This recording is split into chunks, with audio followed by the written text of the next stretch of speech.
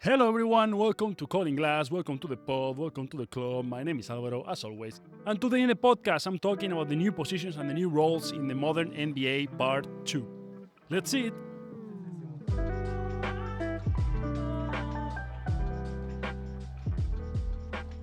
Hello everyone, welcome back to the podcast, or welcome, not back, but welcome in general if you're new to the podcast.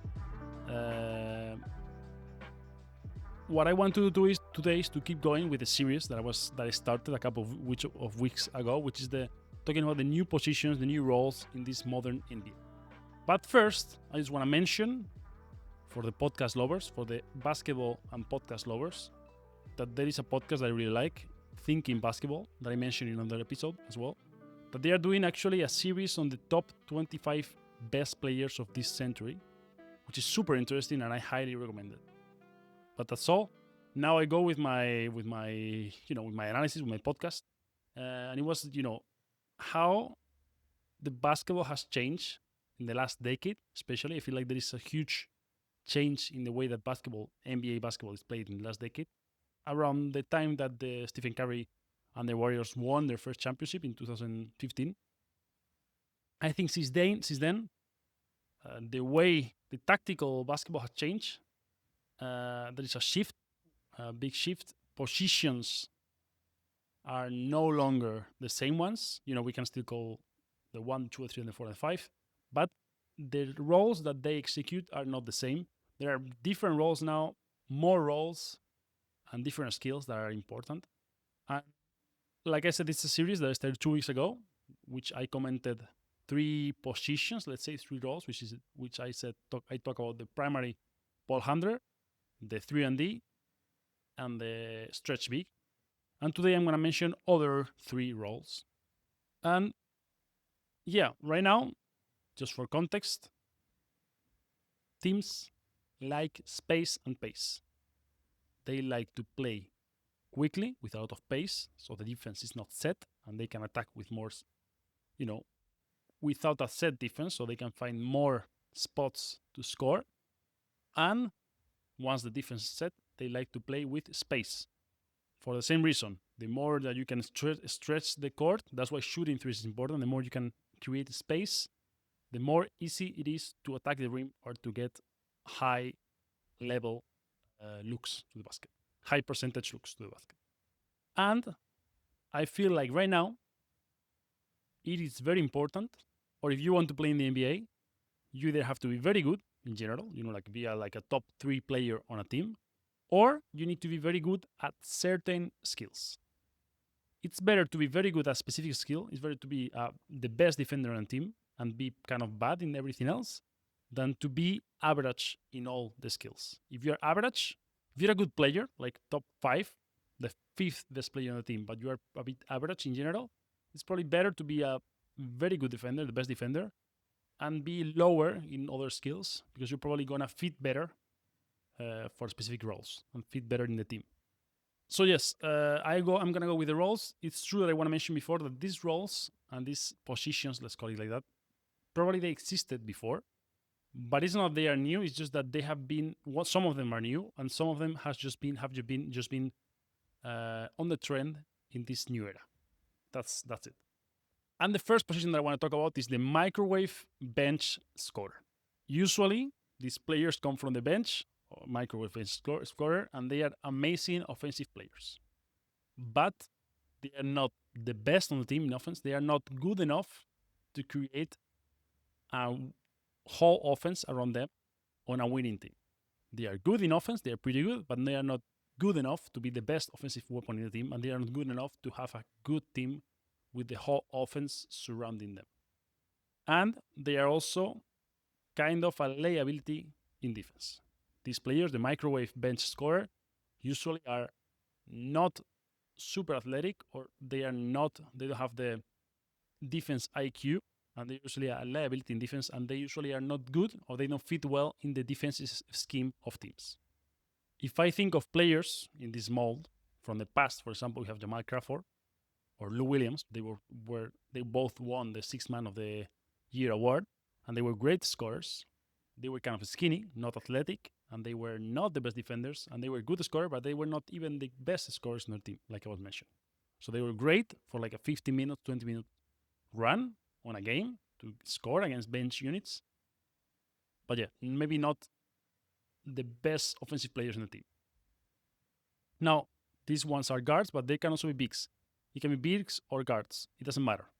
And for example, the first player, I want to mention players now that fit this role. And one of them that comes to mind for me is Mo Wagner, the brother of Franz. Yes, both playing in Orlando Magic. Franz, future league MVP. No. But I really like Franz Wagner. It's one of my favorite players. But yeah, Mo Wagner, his older brother, I think he's a good microwave bench scorer in the post. I think he's great at finishing. I think his offensive skills are pretty good. He can do some floaters, He's good at shooting even threes. And last year, even though he got injured, he tear his ACL. He played 30 games, and in 30 games, playing 19 minutes per game, he scored 13 points, which is a very high efficiency per minute. Another example that I have of this kind of player, this kind of microwave bench scorer, I like the example of Jonathan Kuminga. Kuminga is actually athletic, so you could think that he could be good defensively, but he's not that good in defense. And in the Warriors, even though he's good offensively, he's not the best offensive weapon that the Warriors have, obviously. But I like the example of Kuminga because of what happened in the last playoffs. In the last playoffs, Kuminga was not playing, not even bench. He was not playing. Curry went down with an injury, and Kuminga went from not playing to being a starter and playing heavy minutes. Why? This is because this is the thing that I was talking about before. These players are not the best on their team in offense, therefore you're not going to create the offense around them. But if the other or if the best player offensively goes down with an injury, you might want to play them a lot and actually create the offense around them. And that's what happened. There is no in between for this player. You are either, if they are in the court, they are playing and they have a lot of load in offense. If not, they are not playing at all. Kuminga is a good example. Curry went down, and the Warriors were like, okay, we're running low in offensive weapons. We need to play Kuminga. We need to start him. We need to play heavy minutes. And once Curry is back, he's going to go not even to the bench. He's going to go out of the bench because he doesn't fit in our scheme, defensive scheme, and he doesn't even fit around Curry in a good way. So that's a good example. Another good example, similar, it's T.J. McConnell from the Indiana Pacers. Great bench scorer, high motor, active. And it's another good example of what happens when an offensive star goes down. Tyrese Haliburton went down, injured, in this Game 7 of the playoffs of the finals. And T.J. McConnell took over a bit offensively his duties. He could do that. He did that. He actually didn't do bad. But his ceiling as an offensive weapon is not as high as Haliburton's. Therefore, it's very difficult, or that's why he's a bench player, because you cannot really run the offense through him, because his ceiling, or the team's ceiling with him as your primary weapon in offense, is not that high. That's why you prefer him to run the bench unit. And that's why you also don't want him next to Haliburton or as another role, because he's not that good in defense. He's not a big guy who can rebound. He doesn't fit other molds that well. So he has to stay in his lane and do that. But yeah. Other players, apart from the ones that I mentioned, for example, from last season is Ty Jerome. By the way, Kuminga, I'm going to say his stats. Kuminga in 24 minutes per game, he scored 15 points. That's high efficiency. McConnell, 18 minutes per game, 9 points. I also have, for example, Ty Jerome from the Cavaliers, one of the guys who almost won 6 Man of the Year. He played 20 minutes per game, 12 points and a half. Malik Beasley from Detroit, 28 minutes per game, 16 points.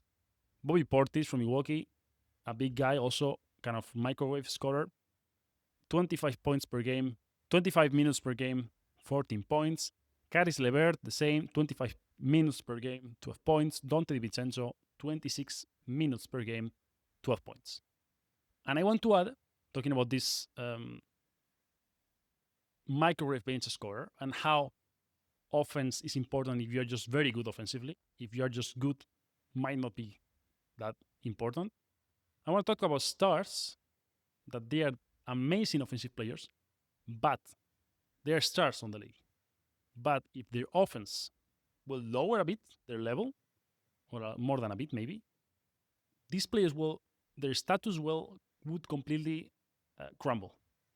If those offensive weapons, they just lower them a bit, these stars will go from star to bench player.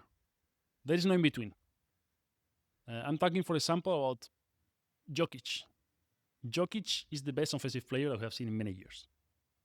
But defensively, he has become right now a neutral defensive player. But you don't have him in the court because of his defense, or you don't have him on the court because of his rim protection. If his offense will lower a bit, so he will be, instead of being like, let's say 99, he will be like a 90 offense, probably Jokic would not start and play 38 minutes as he plays right now. He probably will be a bench play because you wouldn't run the offense through him because his ceiling will be not as high. Therefore, you will run the offense with Jamal Murray and with other guys. And then to have him as a support guy in the starting lineup, you don't want this guy because his defense is not that good. You probably prefer a guy who can protect the rim and do other things. So probably Jokic, if his offense was a little worse, he will be a bench player. Another example, Luka Doncic, similar example. Amazing offensive player, very bad defensive player.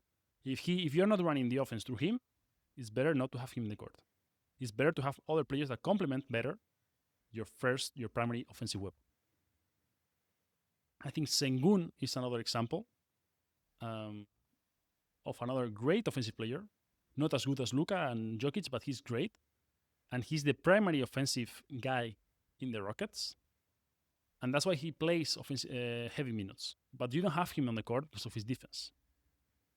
Going back to Luka, I feel like he's the opposite of Lu Dort. Lu Dort, you have him in the corner, and you have him to play defense. If you have Luka Doncic in the corner and to play defense, he's a bad player. Therefore, better to have Lu Dort. Although overall, Luka is a much better player than Lu Dort.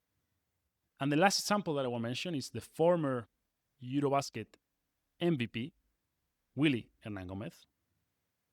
He was a great scorer from the bench in the NBA. He was very efficient. He had a very good hook, great moves around the basket, but he did not play many minutes in the NBA. Why? Because even though he was good offensively, pretty good, he was not the best on his team offensively. And you're not going to run the offense through him. There was C. McCollum above him in the Pelicans, Zion, Ingram. All those two players are better than him offensively, and the team wanted to run the offense to them. So then to have Willy Hernangomez as a complement player, his value gets much lower. I hope this makes sense. And therefore, that's why he went to... But again, in Spain, in the Eurobasket, he was the main offensive weapon of the Spanish team, and therefore his true potential came up, and he won the MVP of the Eurobasket, and Spain won the championship, and he's actually a good player. And I want to compare him, for example, with his ex-teammate, Jackson Hayes, who is now in the Lakers.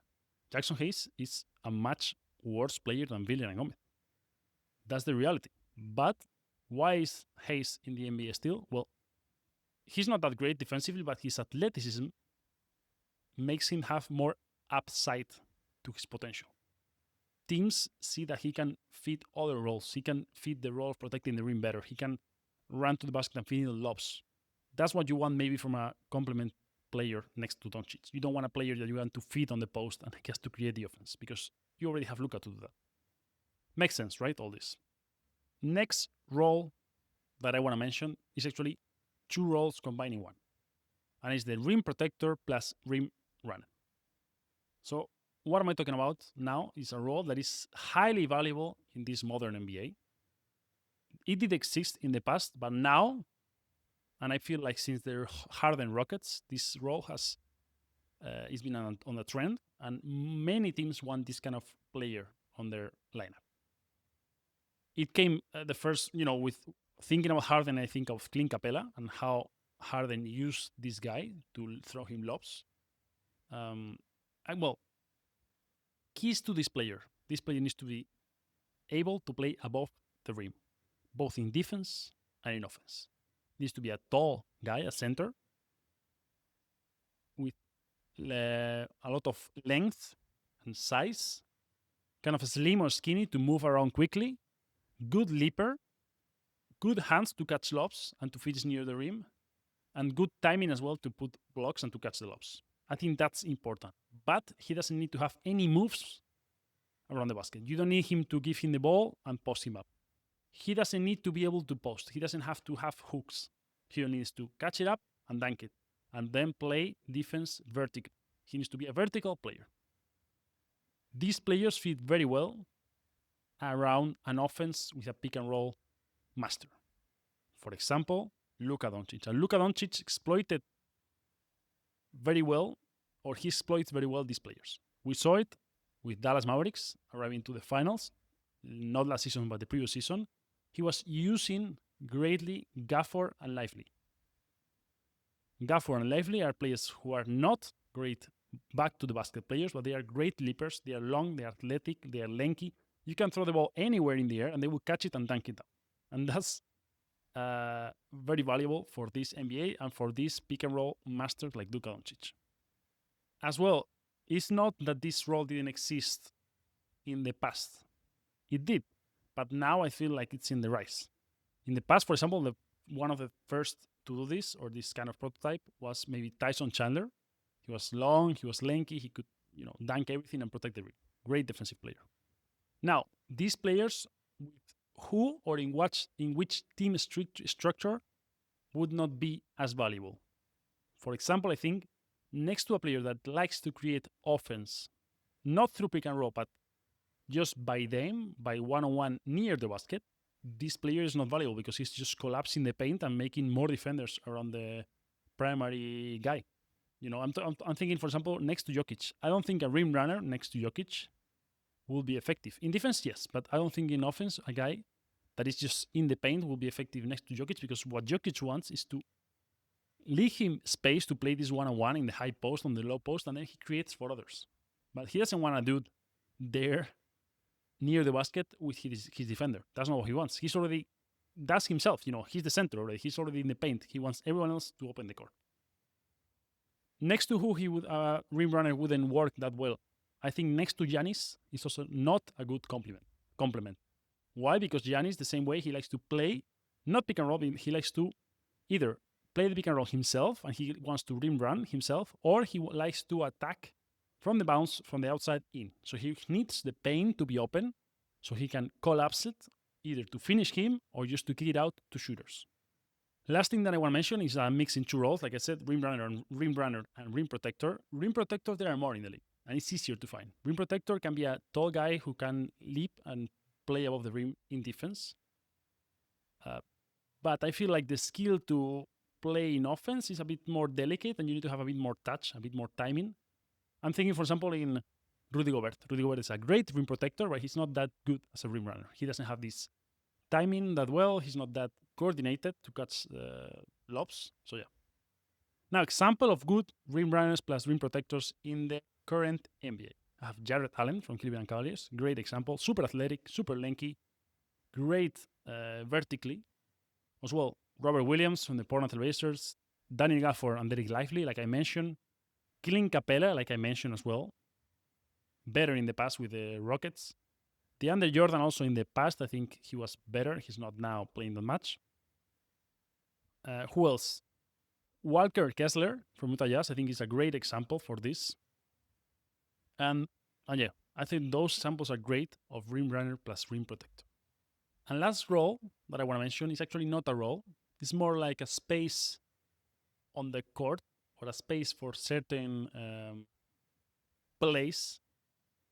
I'm talking about the dunker spot, which is a term that is heavily used right now in the NBA. Dunker spot. And there are some specialists here, but to me, dunker spot, or this area, is just the ability or the area of the baseline and around the paint. And I think players that are good with playing in this area are good that they should appear behind the back of the defense, like when they are blind to them, and they have to read very well the offense to know when to appear. And who are players that are good in this are rim runners that I just mentioned before, if they can read the defense well, they can just cut baseline at the exact moment, and they can be a lob threat. And also, I want to add that apart from reading runners, I feel like tall and big and athletic forwards are also great specialists in the dunker spots. I'm thinking, for example, of Obi Toppin from Indiana Pacers. He plays very well this appearing in the paint and these baseline cuts. And also Aaron Gordon. He's the first guy that comes to mind. So if I think of dunker spot, I think of Aaron Gordon. Aaron Gordon is great at playing the back of the defense, and he's great at cutting from the baseline, great also appearing on the bottom of the key. And of course, next to Jokic is easy. Jokic always finds him when Jokic is playing. When this guy is cutting, he always loves it, and it's a dunk. And you see it many, many times in many highlights that Jokic in the high post, and this guy, Aaron Gordon, appearing in the low post for an alley-oop and a dunk. So yeah, this is a bit what is considered the dunker spot and who are specialists in this. And that's all for the roles or the positions in the modern NBA that I wanted to mention in this podcast. And lastly, I want to jump into the other section of the podcast, which is I Know What You Did. It's a section in which I travel in time to a moment in history of the NBA at the same date that I'm currently recording this, which is around the 4th, 3rd of August. And today I'm traveling, and I know what you did the summer of 1949. The 3rd of August. The 3rd of August of 1949, the NBA was officially born. Before that, in the United States, there were two leagues. On one side, there was the BAA, Basketball Association of America, founded in the 46. And in this league, it was played in big cities, in arenas that were also hockey arenas. And they were playing a bit more faster, modern basketball. And the teams that are still known from that era are, for example, the New York Knicks, the Boston Celtics, and the Philadelphia Warriors. On the other side, the other league was the NBL, National Basketball League, which had been around since 1937. And the NBL was based in smaller towns backed by large industrial companies. And its teams played tougher, more physical style. Many players were actually not professional. They played in the factory. They play in the league, and they work as well in factory jobs. This league featured teams that we also know from today, like the Minneapolis Lakers, which are now the LA Lakers, and the Rochester York Royals, which are now the Sacramento Kings.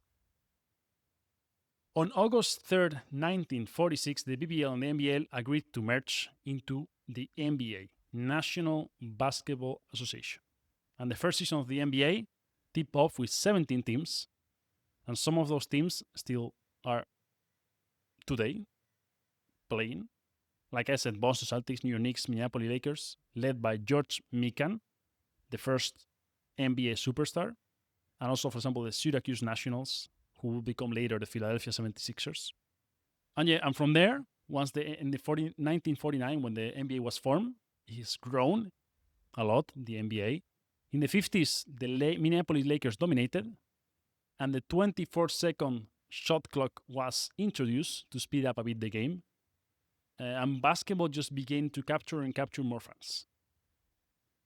August 3rd, 1949, 70 years ago, wasn't just the birth of a league, it was the beginning of a journey that will turn basketball into the global spectacle that we know today. And with that, I know what you did the summer of 1949. I'm going to end the podcast, and I'm going to wish you a great summer. And I'm going to tell you to like and subscribe if you like it. And I hope to see you in the next podcast. That's all for today. I hope you enjoyed. Bye-bye.